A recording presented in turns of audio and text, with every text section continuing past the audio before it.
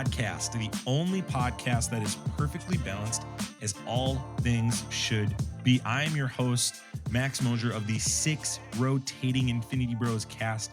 Here today, I have one other Infinity Bro today. He's the biggest Spider-Man fan I know. It is Isaac Edlund. Isaac, how are you? Happy to be here, and we talked about it pre-show on our Patreon that you guys can go check out, but I was not going to be left out of this episode. I told Max pre-show that they could not do this show without me because this is probably going to be the highlight of my year, honestly. Spider-Verse, entertainment-wise. Yeah, sure. As entertainment-wise, I think this is a strong candidate. Mm-hmm. For those that are listening for the first time, thanks for checking us out. We hope that you would consider making us part of your podcast rotating experience. As we talked about earlier, 6 rotating bros that are on this show. We do a lot of different talks about Magic the Gathering, film, TV, comic books, and everything in between. This one's about Spider-Man Across the Spider-Verse. You didn't come here to hear about other stuff. This one is the movie that's sweeping the nation this weekend, the weekend of June 2nd. Released yesterday to $16 million on Thursday night. And we are going to break this movie down as best as we can. Isaac and I were talking pre-show about how we probably are going to miss cameos. And I think everybody who is doing some type of podcast or content creation for this will miss certain cameos. But before we get into anything, we want to make sure that you're familiar with how we rate things here. We're going to rate things with a specific rating system. So I'm going to go ahead and put them up for that right here. Here on the Infinity Bros podcast, everything is ranked from a 0 to 6 point scale.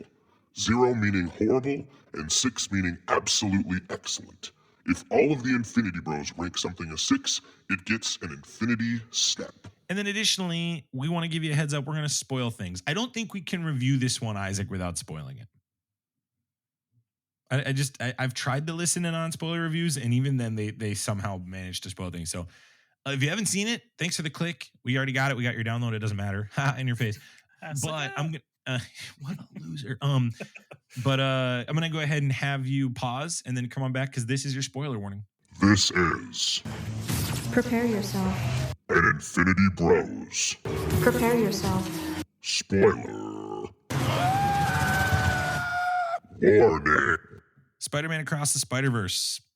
Miles Morales catapults across the multiverse where he encounters a team of spider people charged with protecting its very own existence. When the heroes clash on how to handle a new threat, Miles must redefine what it means to be a hero. It's directed by Joaquin Dos Santos, Kemp Powers, Justin K. Thompson. It's written by Phil Lord, Christopher Miller, Dave Callahan. Phil Lord and Miller worked together on the previous one. Callahan joins them. He just wrote Shang-Chi for the Marvel Cinematic Universe. He was one of the writers on that. And the cast is pretty big here.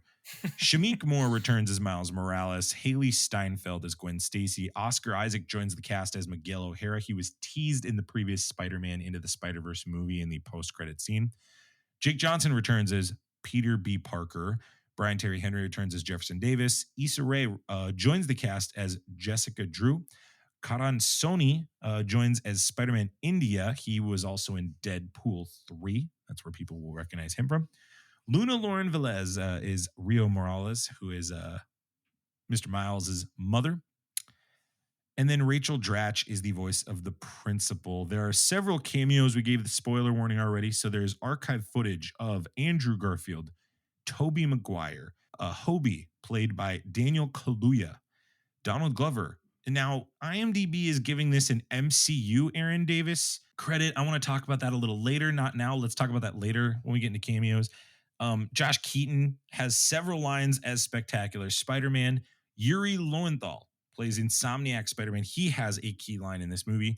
Taron Killian plays Patrick O'Hara. And then Andy Samberg plays Ben Reilly in this movie. It is a 2-hour plus runtime. And as I said, 16 million earlier. Phil Lord and Christopher Miller revealed that they told Sony that this sequel would be the same size as Into the Spider-Verse, but it actually ended up having the largest crew of any animated movie ever. They had 1,000 people working on this. They added that it has 240 characters.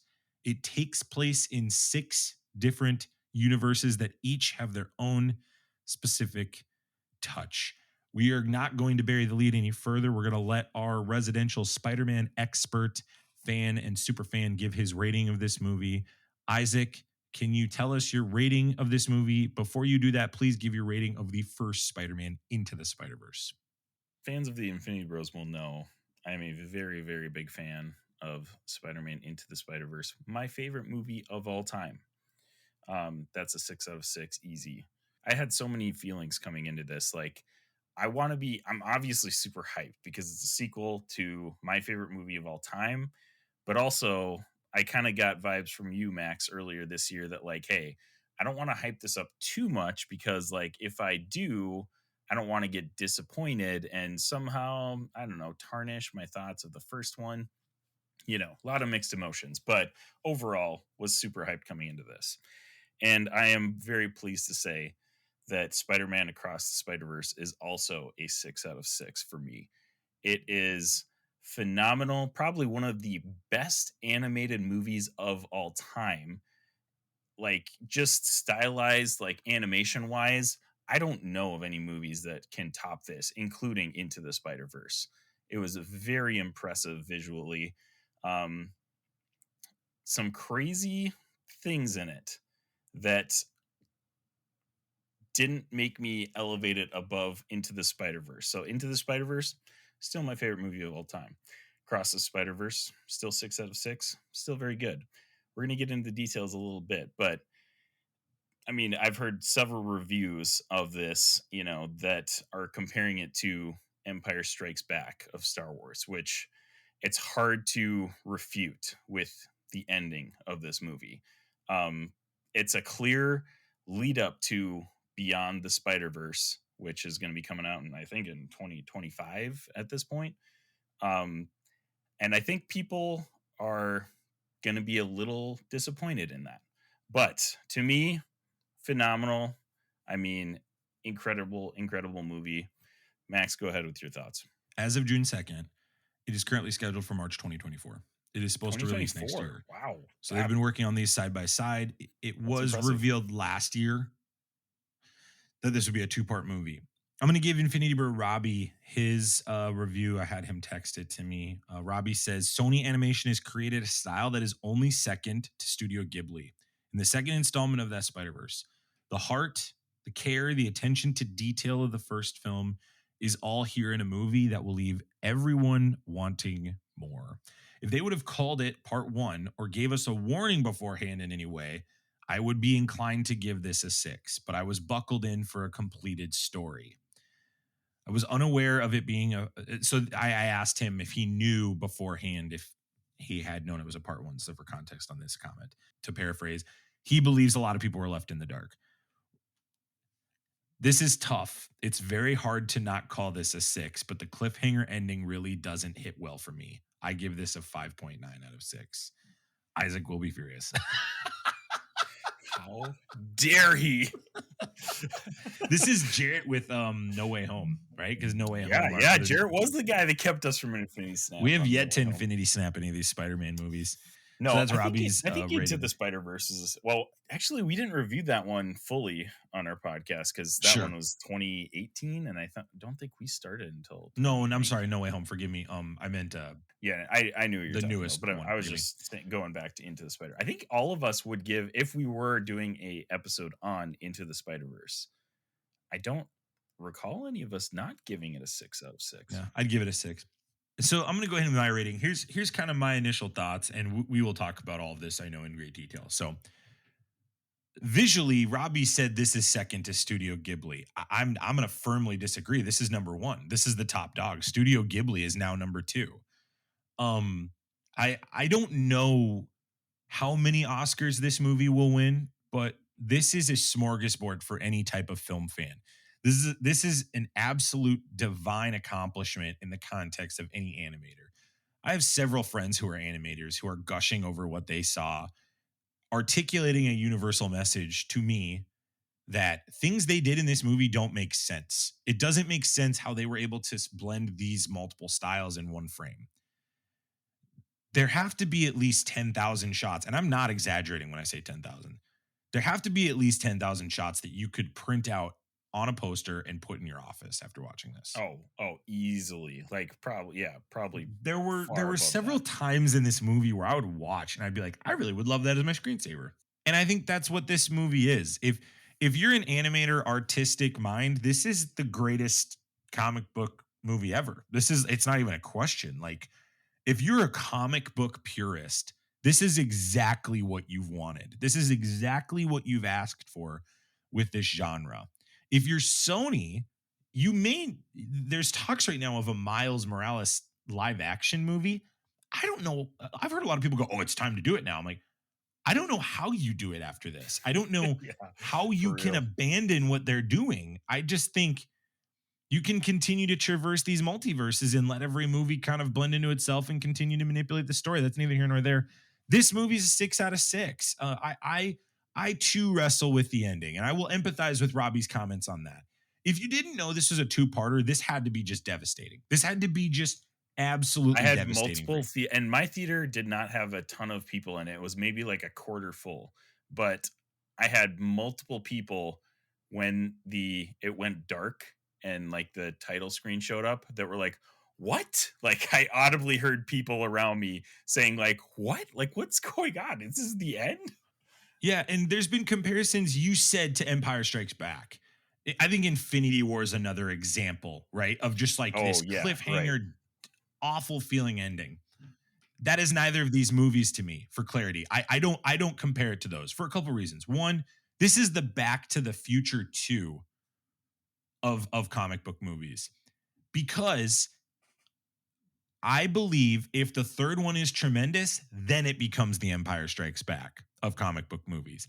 If the True. third one is just not hitting and landing, if it's not doing the thing, then this becomes Back to the Future. Because the first two Back to the Futures are tremendous, and the third Back to the Future is like, okay, I can't. Well, sounds good. Like that is to me the parallel here. How Back to the Future 2 ends, and all the cameos and all the weird stuff that Back to the Future 2 does, that's what this felt like. Obviously, this is a much greater scale. I've heard those comparisons, and I push back on that because that's how Back to the Future 2 ended. I when I walked out of the theater yesterday, I did not have the best theater experience. I had somebody sitting next to me talking the whole time, but I have to say, I haven't stopped thinking about this movie. They crushed the music again, and I didn't know how they were going to do that after the first one. The Oh, first soundtrack is really soundtrack good. I've been so listening good. to it today. I tweeted about "Am I Dreaming" by Metro Boomin, and I'm just like, what a great song to end this movie. Like, I felt like I needed a moment to catch my breath after what I had experienced, and Phil Lord and Miller have absolutely shattered the comic book genre here. And while I agree with you, Isaac, I don't think I can put this above the first. I've heard a lot of people say this is better than the first. It just isn't to me. I don't think it is. I think there's a lot going on here versus the first is so pure and fresh. This is fresh too, but it's fresh in a storytelling way that we'll get into in a visual way. Versus, I think the first one was more fresh in terms of comic development, character development, excuse me. So I'm really jazzed about this. I think everybody who's a Spider-Man fan has to see this. I think everybody who's a Miles Morales fan has to see this.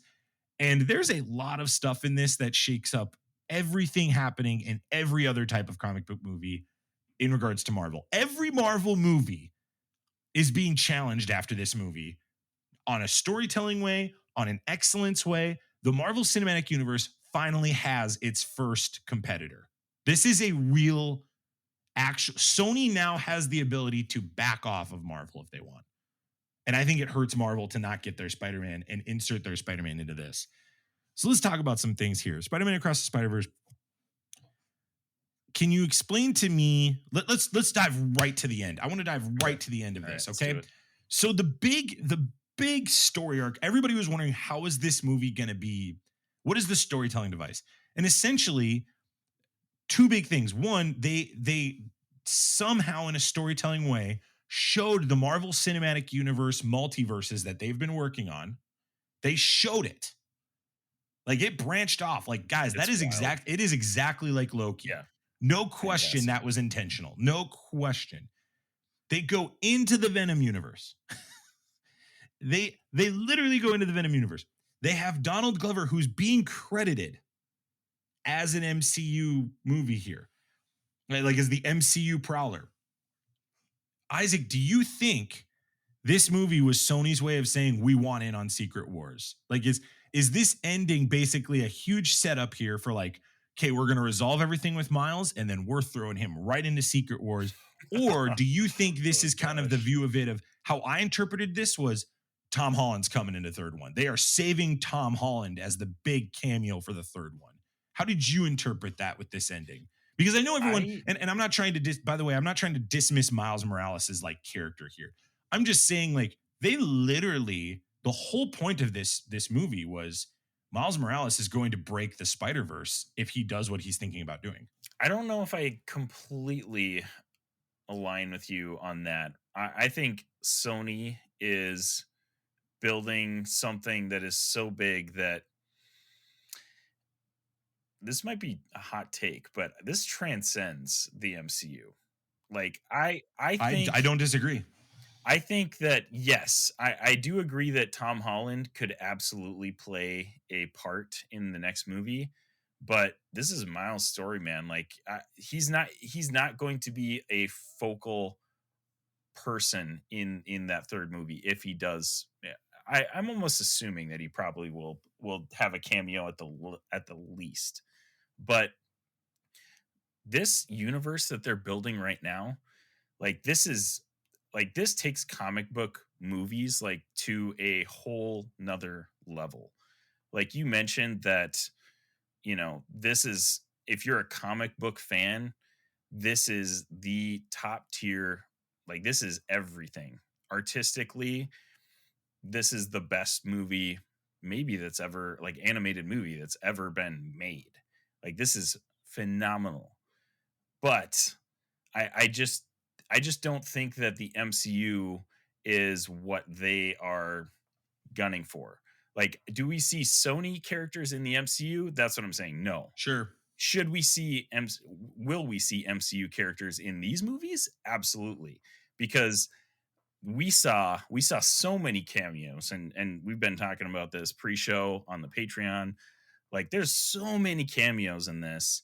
We are not going to, like, for weeks, we are not going to know every single cameo probably until they, like, we get these like dudes like J Buck and Heavy Spoilers who are making these like Easter egg videos like a week or two down the road about like every single Spider-Man cameo that's in this. Yeah. There's so many, and it's like we have a bunch of MCU ones in there. We had, like you said, footage of Andrew Garfield. We had footage of Tobey Maguire and his Uncle Ben and all that stuff. There's like audio from Hello Peter from the newest Spider-Man movie, the live action one as well. Like this is including the MCU movies, but I think it's transcending those. Yeah. This is its whole new thing. Like Sony is, and you're totally, that's an interesting point that I've never thought of. Sony has hands back on the Spider-Man franchise again. 100%. Before Into the Spider-Verse, man, I thought for sure they were going to sell off their rights, a long time ago. I'm surprised they kept them for that long, because Amazing Spider-Man sunk them. Like they could not make anything out of those movies, and they're fine for what they are. Like Andrew Garfield, great Spider-Man, but man, Sony was in a huge pickle before Into the Spider-Verse, and they're back in the game, man. Like they're not going to let go of this forever. I want to get back to the movie here. I felt like we needed to talk about the MCU thing. No, you're good. There's probably going to be a few rants in this. I started the MCU rant. I think it's difficult to watch this movie and not have that conversation, because it just felt to me like, oh my gosh, they actually are trying to create something that Kevin Feige needs to be a part of. And I was like, they're doing it. They're actually doing it. For the first time ever, I'm like, holy crap, Sony needs to be in this. Like before I was so just anti. Okay. The other thing that this movie did and this is the last MCU point I'm going to make, Miguel's backstory of how he lost his family is the exact credibility that Wanda needed in the second Doctor Strange movie to prove why she couldn't just go to a place where she wasn't existing. Yeah. Like if this movie enhanced an MCU multiverse movie, this is the movie that Doctor Strange Multiverse of Madness needed to be. This Yeah. is Oh, exactly the movie it needed to absolutely. be. This is Absolutely.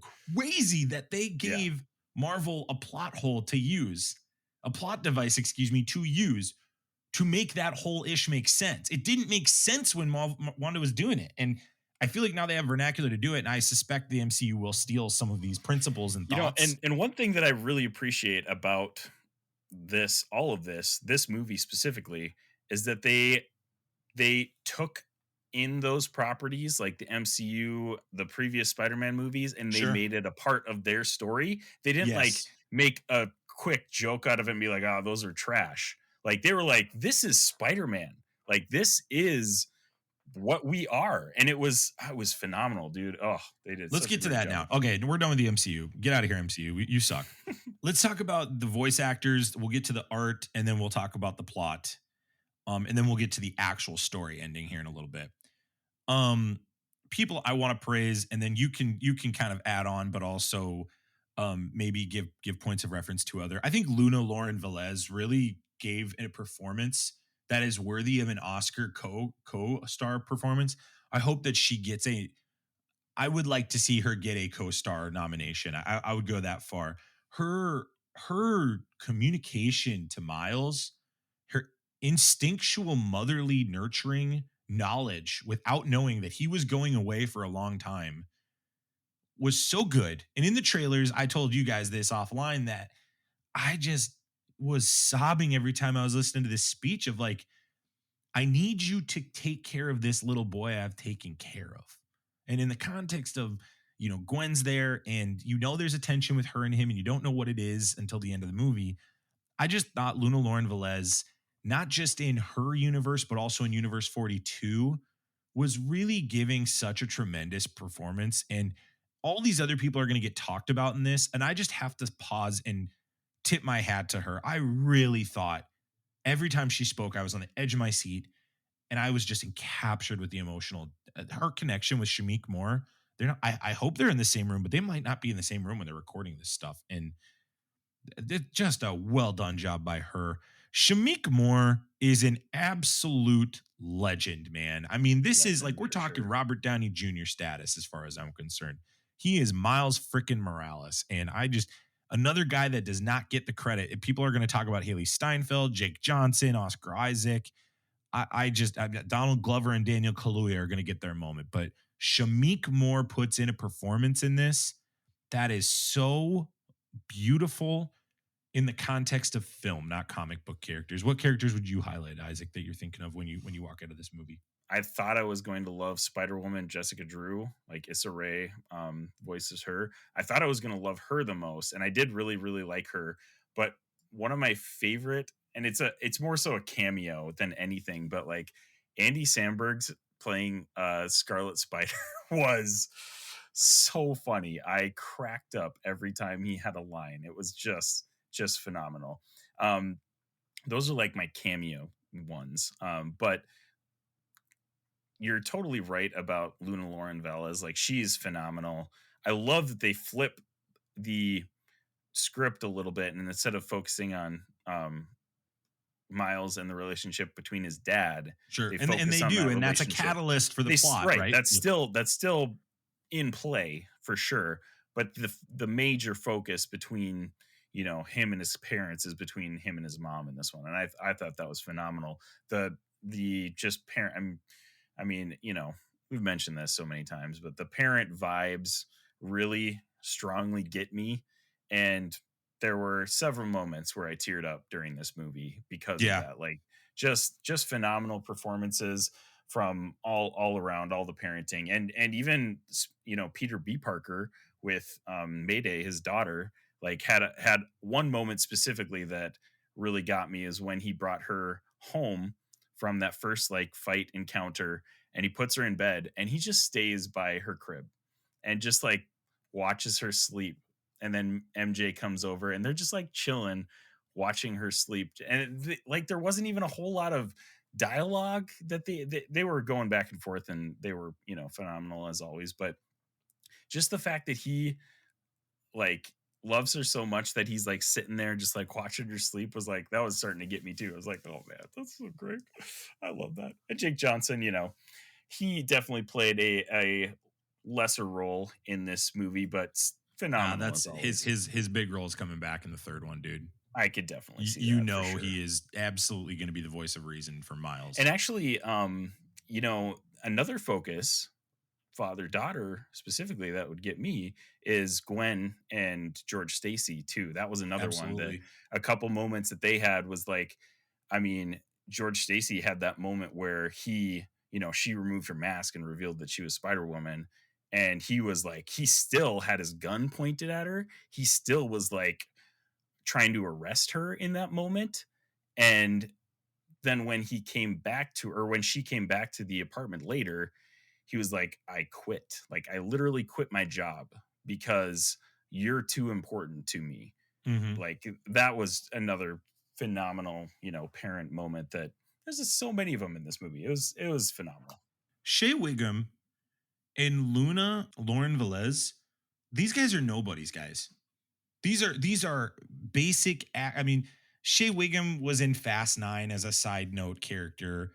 Luna Lauren Velez was in Dexter. Like these are people who have not been in big roles, absolutely crushing their limited time, Right. and they are depicted by art, so they have limited control. That all they have is their voice, and I got to tell you, I agree with you completely. Shea Wiggum absolutely crushes this. He was such an important part of this movie for the development of Gwen Stacy and Haley Steinfeld. I mean, let's talk about Haley Steinfeld.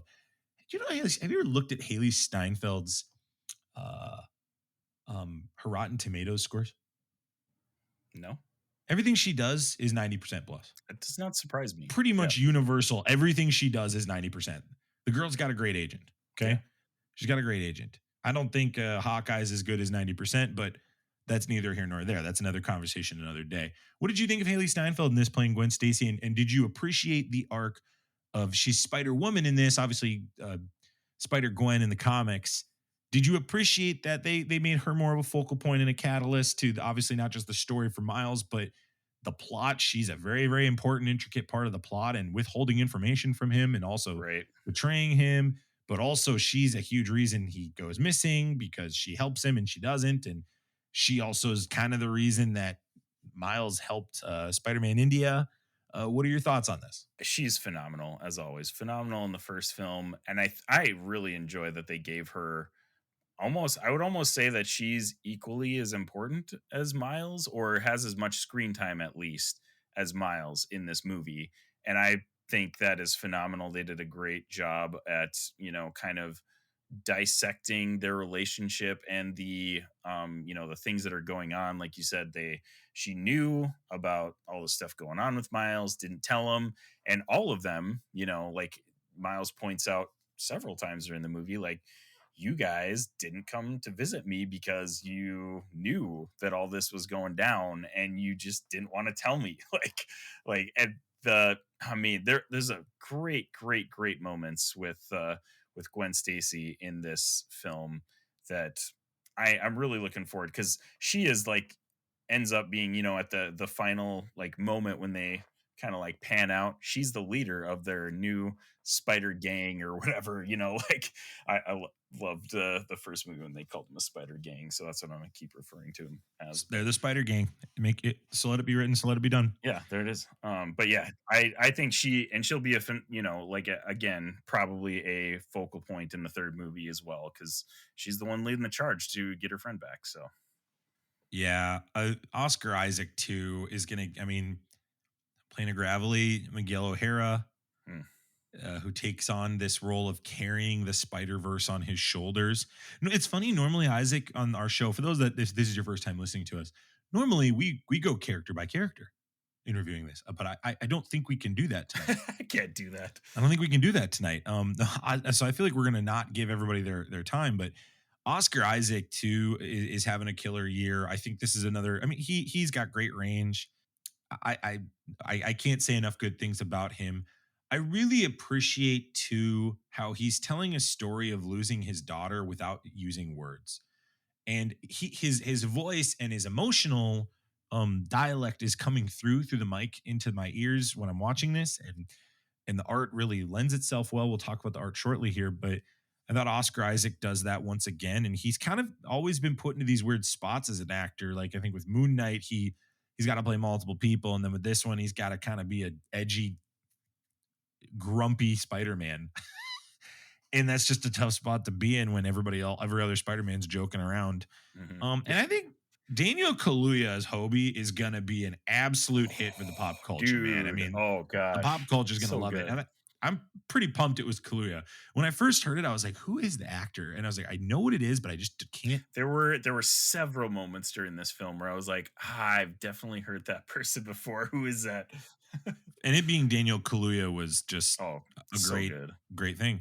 Karan Sony, oh man, Spider-Man India was so much more emotional Oh, than I thought. When I thought going into this so movie, I was like, good. whatever, I don't care about this Yeah, character. right. And I was so entrenched in his story after Miles saved his love interest and her dad. I just was And so that pumped. there's one moment like in the edge of the like Miles saves him or whatever, and they're him and his girlfriend and her dad are all standing on the bridge there, and his eyes like slant like he's looking at Miles, and you can just see that he's like so thankful to Mhm. Miles for like saving his girlfriend's dad, and it's just like, oh man, I did not think this part was going to be emotional specifically. It's just like, oh, so good. Yeah, Yeah, he was I was fantastic. grinning ear to ear the whole time he was on screen. He was by far my favorite new addition to the team. And I really hope they find a way to make him a focal point in the third one. I really look forward to all the new additions pairing with the old ones. I mean, we're not going to talk about it later, but how pumped are you for? We're going to talk about the story later in the Spider Game, but how pumped are you that Nicolas Cage is going to come back for the third one? Oh man, it's so good. I know. I was super bummed when that told like he announced that he was not going to be in this film, and I was like, oh man, like come on, dude. That was like one of my favorite parts of the first movie. Oh, so good. They really played it right, introducing new people that people would love with, and then bringing them all together for the third one. Yeah, I think that was the right way to do it. That's like just And you're John printing money Mulaney's had there. kind of a checkered couple of years, kind of got addicted to cocaine and needed to go to rehab. So I think giving Mulaney a little time to get his image right probably helps as well. Yeah, doesn't Really hurt pumped to see for those sure. two back. I can't wait. I think those are I just have a hard time seeing them not team up with Tom Holland. I really don't. I have a hard time not seeing them team up I with him. could But we'll see see. it, man. I could see it for sure. We'll see. Let's talk about this art. The art of this is the talk of the town. The main feedback from the critics when this first was released or in special screenings was art. This is visually stunning. This is visually a masterpiece. Nobody's ever done this before. Robbie alluded earlier that it's two behind Studio Ghibli, however you say it. I would go as far as to say this is the top dog now moving forward. What are your thoughts on the art, Isaac? Can you give us a couple frames or thoughts in the movie that you're like, these images are sticking out to me? I don't know if I can give you specific images, but you referenced it before that like there's 6 universes that we spend a lot of time in, and the way that they make each universe so distinct is just phenomenal. Like so Gwen Stacy for instance, her universe like if you watch the movie like and you watch the backgrounds, it's like watercolor painted, pastels, pink and green, and like it's beautiful. Like it's a beautiful like world and background that she lives in, and she comes to Miles's world which is, pretty similar to, our universe, our lives, normal, USA, New York type stuff. And it's just so cool how they still make her look like her universe and her pop out of and it's so evident when they're going through Miguel's like base or whatever when they have all of those different Spider-Men. Like we have Insomniac Spider-Man who looks like he's from the PS4 like system. Like they didn't change the art on that. He looks the same as he is in the PS4, PS5. Like looks the same, but he's standing next to almost 2D Spider Punk, like Hobie Brown. Like he's kind of more comic booky, like 2D looking. And then standing next to Miles, who is the, kind of the 3D stuff that we got in the first film. It's just, I don't know how they did it. And then you even add in Donald Glover live action, and they're standing right next to each other, and it looks good. It looks phenomenal. I'm geeking out. Like it's so stinking good, dude. No, we're going to talk about the canon stuff later. I want to spend some time talking about that storytelling device. And you alluded to it earlier, how every Spider-Man has all these specific pillars that are part of their framework. During the scene where they're doing exposition, and by the way, this movie does have a lot of exposition. Mhm. There are some flaws in it. I think that would be one of the flaws. Is exposition is all over the place. It feels like, but when they do the exposition, and for them to have spectacular Spider-Man in one corner, Tobey Maguire in another corner, and then another Andrew Garfield in another corner, that was mind-boggling. It was mind-boggling to see Hobie's art conflict with Gwen's art, Right. conflict with Miles's art. I'm using the word conflict, but it really didn't conflict. It all melded. It flows. Somehow they were able, using advanced technology, incredible image, spectacular pun intended vision, to put this all together, and it worked. It didn't look like cheap Photoshop. And Isaac, I gotta tell you, I was a little concerned when I saw that. I didn't publicly say that, and I know the first one didn't give me any reason to hate that. And palm to the sky, guys, I really did expect to see some live action cameos in this because of how people were talking about this movie. I was like, okay, clearly Andrew Garfield is going to be in this, or Tom Holland's coming by for a frame, and it's going to look like it's a YouTube fan fiction. Yeah, I mean, like the big thing that you get from all of these reviews is like the cameos, wink, wink, the cameos, and so it's I'm like, all okay. right, I'm expecting those three to show up, and two of them did, but I was not expecting Donald Glover to show up, and I was not expecting him to be next to all these different types of Spider-Man. You talked about the Insomniac Spider-Man. Yeah. And for them to not only visually pull that off, but to have Miles and him have a dialogue was truly remarkable. Yeah. And that is the type, I don't know if I heard Coy Jandreau say that is the best and most important cameo of all time. I'm not going to call it that. I am going to call it one of the craziest cameos of all time. Wait, the Donald Glover one? He said that. I was like, I don't know if I'd call it that. Okay. But I will say call this. It that, but I wouldn't it was call awesome. It that either. I wouldn't call it that either. I really find, I just couldn't believe that they were able to do that. One thing I want to talk about, the best shot. You said you couldn't think of a best shot. I could tell you exactly what shots I can think of. Anything involving the spot. Anything involving the spot was absolutely phenomenal. And they mixed about 5 different types of art with that character. And I'm looking at a shot right now of just like their kind of vision with him of like where this is going. When he starts to discover how much power he has, and he's still in Miles's universe, and he kind of rises up, and the art starts turning just like dark, and like it's linear, and like still colors are going through it, but it's almost all black, and it's like, whoa, that was like almost a scary moment in this animated film. Like I watched that, like, and my kids were right next to me, and I'm like, oh, this is kind of scary. I don't know if my kids are gonna really enjoy this because it's freaky. It was scary. It's stuff out of an LSD drawing. It's like if you put somebody on LSD and you told them to draw, this is like my assumption is that was what they were going for. This is an unhinged character. This is a character that feels slighted. Honestly, here's the vibes I got of this character, and I'm not trying to make a joke of it, but I got mass shooting vibes. I got the vibes of a mass shooter when I watched this. Of somebody who felt slighted, somebody who was pathetic in the eyes of the view of people, and somebody who was treated poorly once by Spider-Man. I mean, how many Spider-Man movies have we seen? Like, for instance, Amazing Spider-Man 2, where Andrew Garfield is being nice to Max, Jamie Foxx's weird character. I mean, like all these movies, the superheroes are like nice to them and then they're bad. In this one, it flips that trope. And I got the mass shooter vibe, and I got this idea that he's like, he just doesn't care. He literally doesn't care. And he is a great villain for this. Everyone was thinking it was going to be good. Oscar Isaac. And I got to tell you, really, really impressive what he's doing. Oh, the actor who played him. I absolutely loved his flip Jason Schwartzman. I loved his flip from like in the first, probably even half of the movie. he's like almost innocent, bumbling, like he can't figure out his own powers.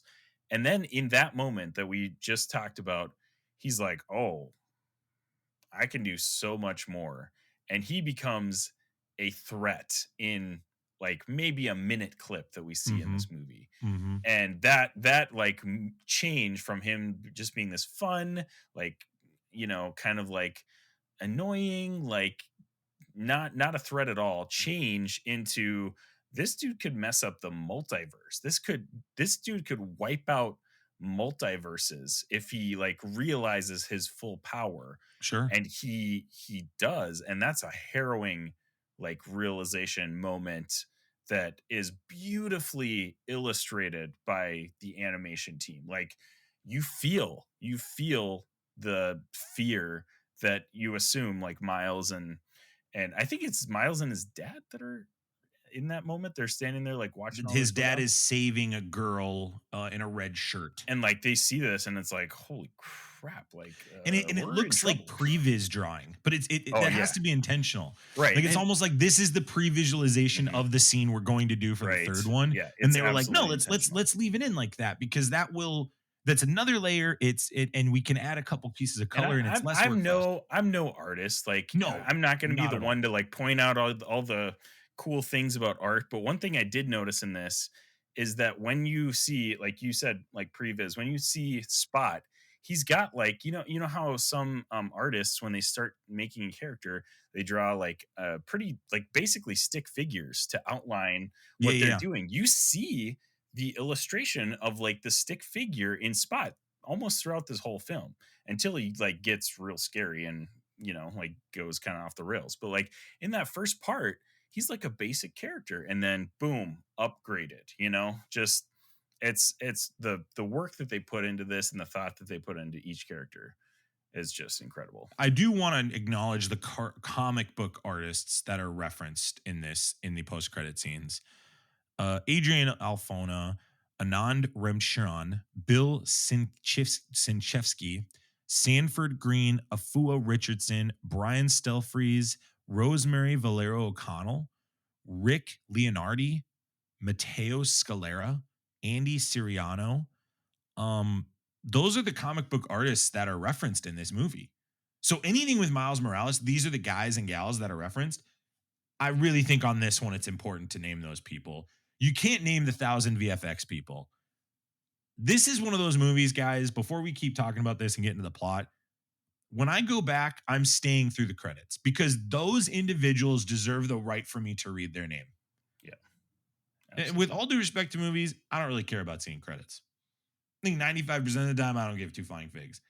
In this one, it is. I think we as the audience owe them that. If you feel that if you're somebody that walks out of this like and says like, oh, this is stunning, one of the most artistic movies ever, you need to sit your butt back down and watch the credits and read those. I mean, I think Sony's got to put those names out there. I think. Yeah, absolutely. We got to get those names out there to the masses. Here's the other thing I'll say, and this is a very bold take. This is the best post credit art I think ever in with the song. What's Up Danger is the song of the first one. Am I Dreaming is the song of the second one. And again, like how I walked out, how was I had to take a breath after seeing what happened. And then for that to be the song and to just watch Miles go in and out of the spot. And it's like you're like, this whole movie is an artistic masterpiece. This is a masterpiece in terms of art. Right. You can poke holes at the plot, pun intended. You can poke holes in the jokes. You can poke holes in the should they have done this, should they have done that. I think I can go there with you, but I cannot go with anybody that doesn't call this art in terms of in terms of a masterpiece in terms of art. So I want to make sure that point. Any other things in the art before we get to the plot and close out the show? Oh man, I think we've basically covered it, but like I think I'll just reiterate that this is probably the most visually impressive animated film ever, like surpassing the first one, which I believe the first one up until this point was probably the most visually impressive, or at least like top 5. This is better than that one. So like, yeah, you can't even really refute that. Even if you don't like these movies for some reason, I'm not sure why you wouldn't like them, but you honestly can't say that this is not art. Like, this is a masterpiece, like you were saying. It's just so I good. really hope content creators and people find a way to celebrate these people. Like, it'd be really cool if we could find one of these artists that would be willing to come on our show and just talk about how they made it. I really I think would that be might be something down. we need to look into. I will hunt one of them down because that would be I phenomenal. think that I don't care who they are and how little or how much they did. If you were part of this, I really think you deserve to be on.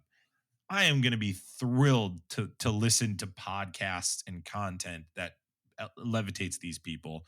I don't. Shamik Moore did a tremendous job. I want to hear from him. I want to hear from Oscar Isaac, Haley Steinfeld, all these guys. But I want Phil Lord to sit with about 5 of his best artists, and I want them to talk about how they made this for an hour. An hour, not Right. 20 minutes, an hour. So I hope Sony is wise enough to do that. Marvel, Sony, and DC have not had the best track record of always giving proper credit to their artists. I hope they can change that. The plot, the main tension point here is the relationship between Miles and his dad. And we find out that there are specific canon moments that have to occur for every Spider-Man. But we get the paradox of how Miles exists, which is his spider. And they had this, guys, they had this stuff dialed in the first movie. They knew exactly what they were doing. They've planned these movies out, like all 3 of them, before they started making Into the Spider-Verse. Like, this is 1000%. I couldn't believe it. Never occurred to me that spider was from another universe, guys. I know it's split, but like that didn't register to me for some reason when watching the first movie. It's stupid. I'm just being dumb. But that mattered so much. And it's the reason that the first Peter Parker died. It's the reason he died. Miles is the reason he died. So now, no matter what, Miles has to live with that. The best part of Spider-Man, if you're a Spider-Man fan, is the fact that Stan Lee said this. He's like, your aunt is sick on one side of the state, or the city, excuse me, and the bomb that's going to blow up the city is on the other side. You can only go one direction. Which direction will you go? And that is the quandary that Spider-Man continues to be put into. And this is on a grander scale. This is on a multiverse scale. So not only does Miles have to make this choice for himself, he has to make this choice on behalf of everyone else. And it's Miles versus every single Spider-Man. If they had called this Miles versus the Spider-Verse, that might have been a more appropriate title than Miles of Spider-Man Across the Spider-Verse. I have to, the canon arc, because when I was hearing reviews, I was like, what are they talking about? That like it celebrates Spider-Man canon. How are you going to celebrate all this stupid stuff that Spider-Man does? And in the first one, they did it, but it was just funny.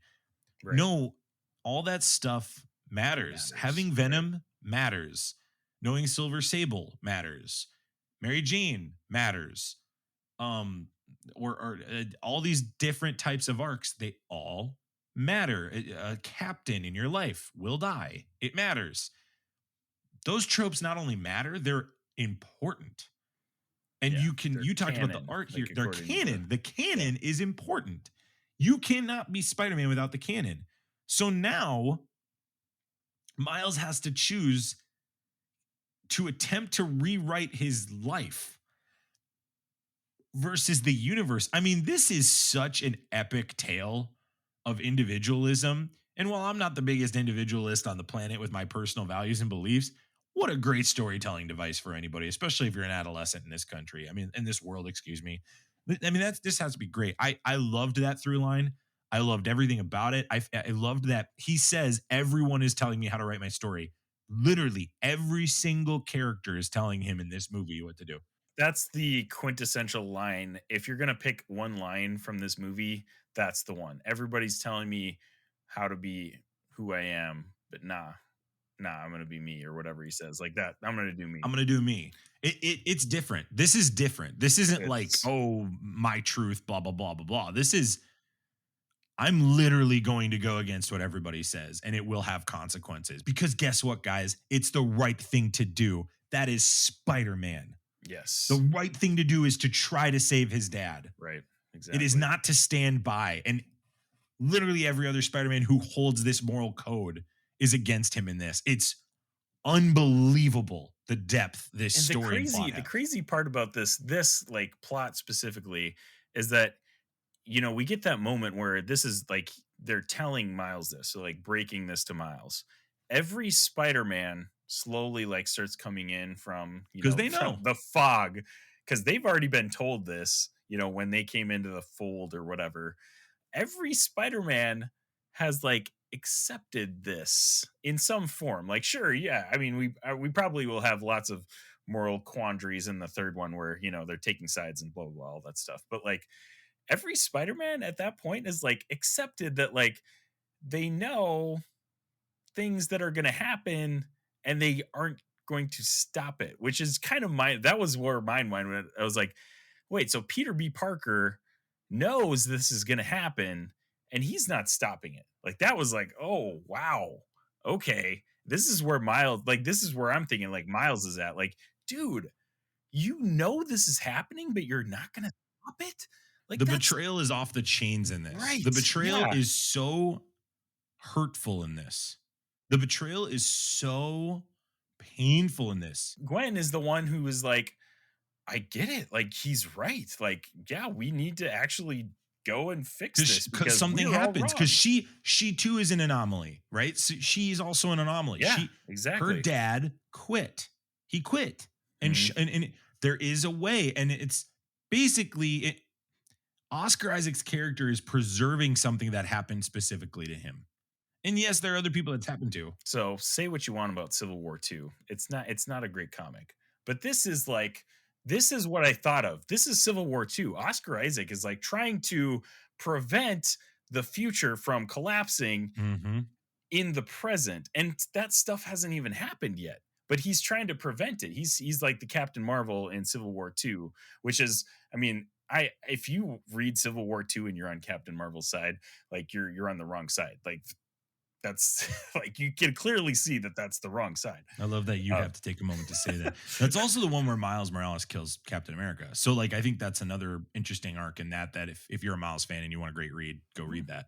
Keep going. That is interesting. But anyways, like that was one thing that I thought of. Like everybody knows that all of us viewers, anyways, obviously the Spider-Men have somehow come to the conclusion that they're following this guy, but like that was like, dude, you're trying to prevent something that hasn't even happened yet. Yeah. And and he believes that it will happen based on his experience of going into a different universe and that universe collapsing.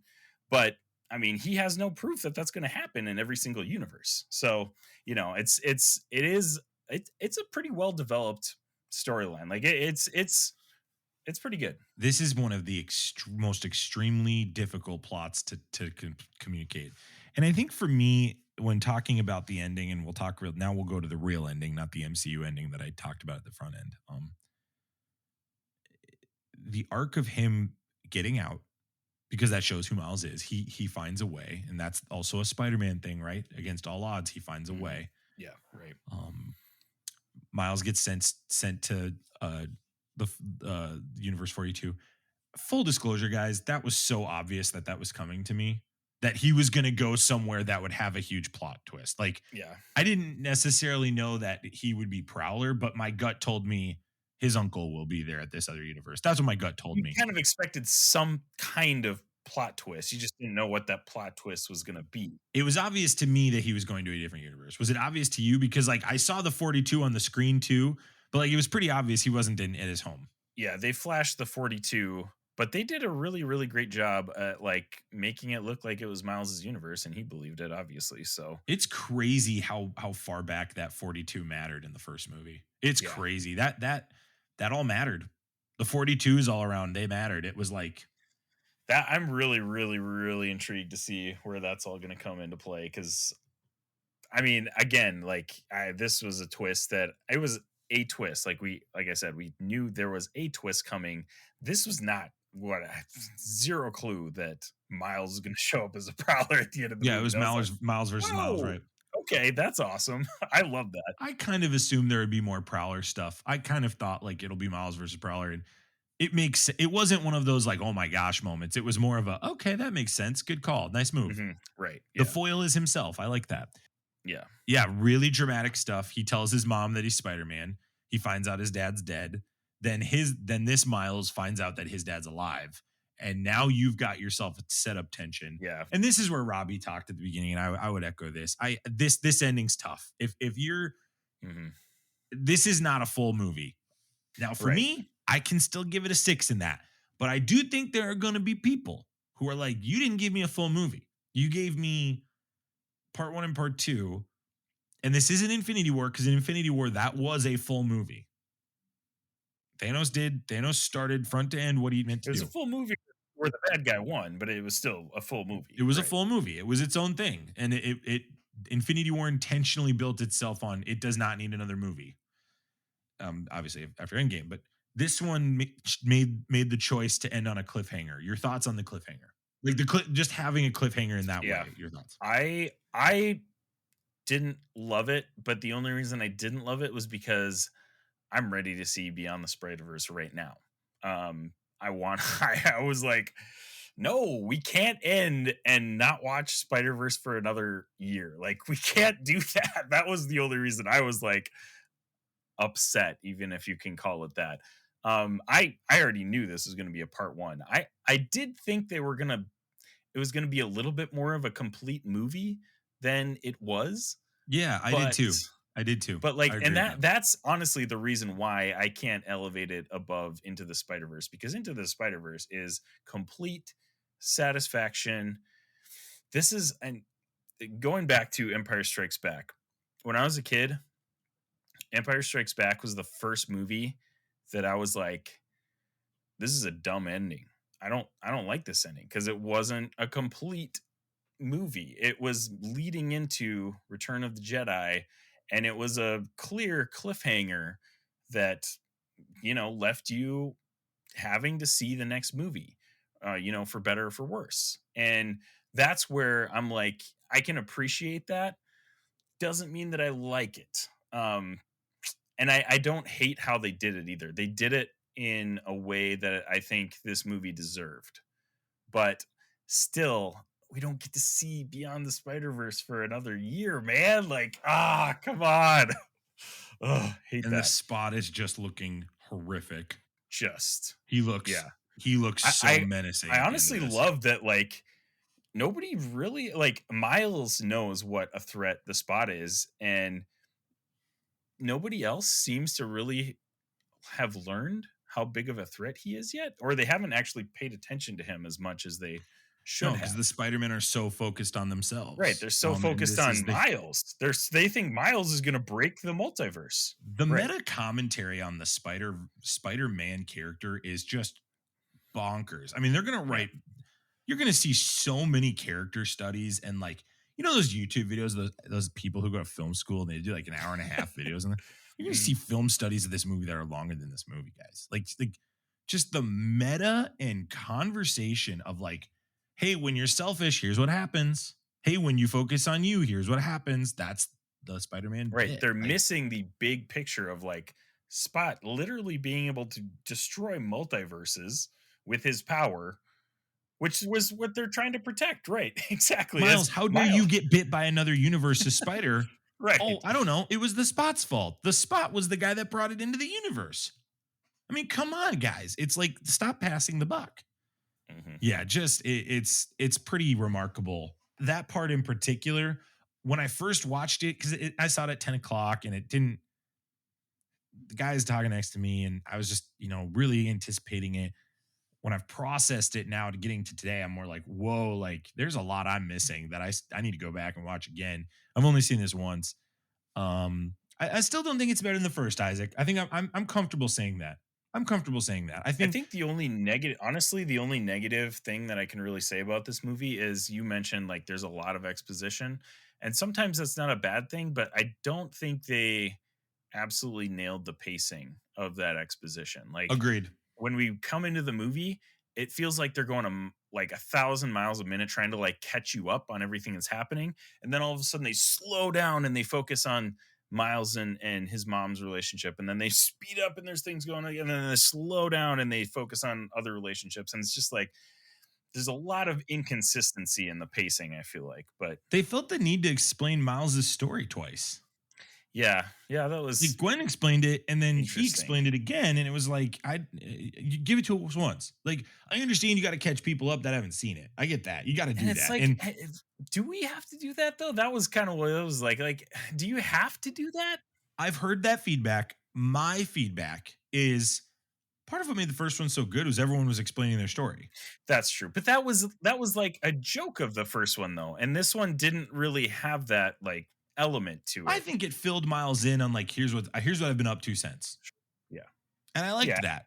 Didn't hate it. Didn't hate it. It just felt like they could have like maybe cleaned that up and made it more even, I guess. But beyond that, like, I mean, I have no real negative things to say about These this are movie. ticky tack things we're talking about Real here, ticky guys. tack. These are Right. very ticky tack things. I think, yeah, I my official stance on it is this. This is not the Empire Strikes Back. This is the Back to the Future 2 until I see the third. If the third does not do what the first two did and it's meh, this is Back to the Future of comic book movies. First two are great, third one doesn't do it. If it is crushes it, then we're talking Star Wars. And here's the other thing, guys. I'm Isaac. I'll say this. I think Guardians of the Galaxy is still better. The third Guardians of the Galaxy. I think I'm still taking Guardians of the Galaxy 3 after seeing this. I I think what Guardians of the Galaxy has done, even after watching this, is pretty remarkable. I mean, and Flash is in 2 weeks, and apparently that movie is bananas. So like, we're A lot looking of at a people. really really special time in comic book Yeah, history dude. for movies. Absolutely. Like I Honestly, after the last couple years, this year is bonkers for comic book movies because I feel Mhm. like the last few years it's been a little bit of a rough stretch with kind of Marvel going through phase 4 and you know, DC in just shambles before James Gunn, kind of corrects the course over there. It's kind of been a rough couple years for comic book movies. So I'd this agree. is yeah, this is I mean, I totally agree. I don't think I agree on I think I like this one better than Guardians of the Galaxy 3, but Guardians of the Galaxy 3 was a 6 out of 6 for me. Like I absolutely love that one. Both of these movies really scratch that itch for me in different ways. Yeah, They really do it absolutely. for me in different ways. They're very different movies.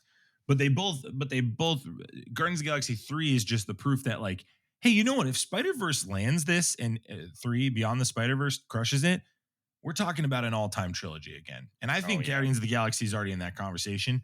I think then you have to have a real dialogue of that movie's in a trilogy in and of its own. So Mhm. I'm really excited for that. I'm really excited for the third one. Hey, real quick before we end our show, we got a couple minutes left. Isaac, tell me some theories. What do you think this third one's gonna go? We talked about our MCU stuff earlier, but what's the percentage chance you think Tom Holland's gonna be in it? But what do you think plot points happen for this movie for the third? Oh man, it's so early to speculate, I feel like, but I feel like I mean, Spot has already been set up to be like he's the big bad in this third movie. And I think Miguel O'Hara is going to see that part way through the third film. I mean, they're eventually going to get all of the spider people together fighting Spot, is what it's going to come down to. Mhm. Like Miguel O'Hara, Oscar Isaac has been actually a really incredible like villain. He does a great job of being just like chilling, haunting, creepy. Miguel O'Hara was a perfect choice for the kind of like the villain Spider-Man, if you want to call it that. Like that was a great choice. Spider-Man 2099 is a great character that I think needs to have a spotlight shined on too.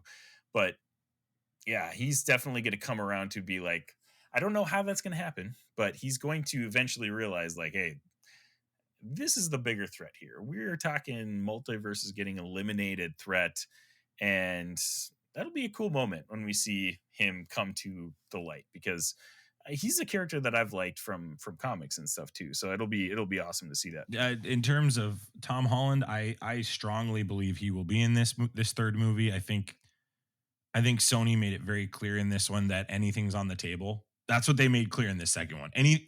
They had Lego Spider-Man. I mean, that was just So good. another really great part that was so funny. And obviously, Lord and Miller were on the Lego movie team. So, like, Right. that's kind of a personal one for them, I'm assuming, as Yeah, well. I'm sure.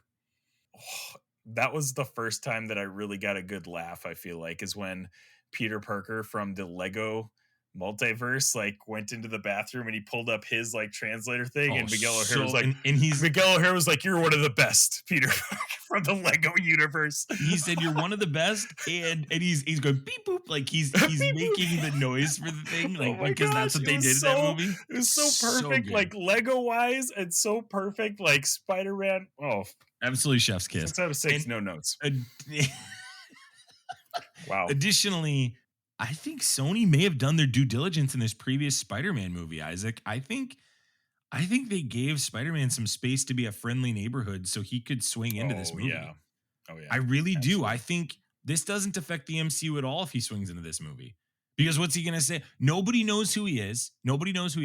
He's not gaining any he'd just be gone and nobody would notice. Like, and the Marvel Cinematic, I just firmly believe that they want Tom Holland for this third one at the bare minimum at a cameo. At the bare minimum.